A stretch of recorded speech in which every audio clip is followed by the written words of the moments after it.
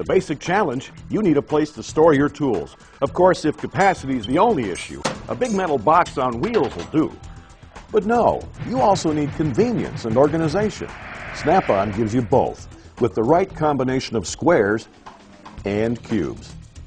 At first glance, the other guys may appear to be bigger, but there's a trade-off: the ratio of overall size to actual usable space. We like to call it storage efficiency. You probably won't hear the other guys even talk about it.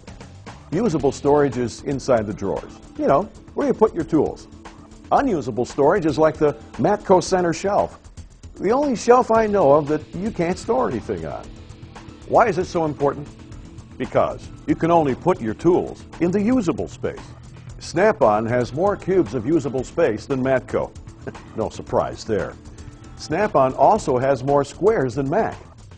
Now check this out. Both Mac and Matco suck up a lot more shop space. What do they do with all those cubes? Take a look at the unusable space within their boxes. Both Mac and Matco waste about 35% more space than Snap-on. In fact, they waste more space than they allow you to use. A lot more. These whopping big competitors seem to want you to store their box, not your tools. Snap-on? More storage, less floorage, you might say. And look here. Despite having way less storage space, the Matco box weighs nearly 20% more than Snap-on. You work way too hard than to have to drag that kind of dead weight around. When you push a Snap-on toolbox, you're pushing more tools, less box.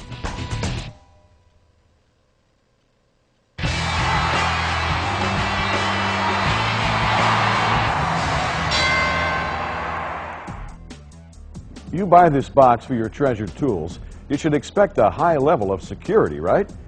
Snap-on took a cue from your local ATM, choosing a tubular key with a tamper-proof collar.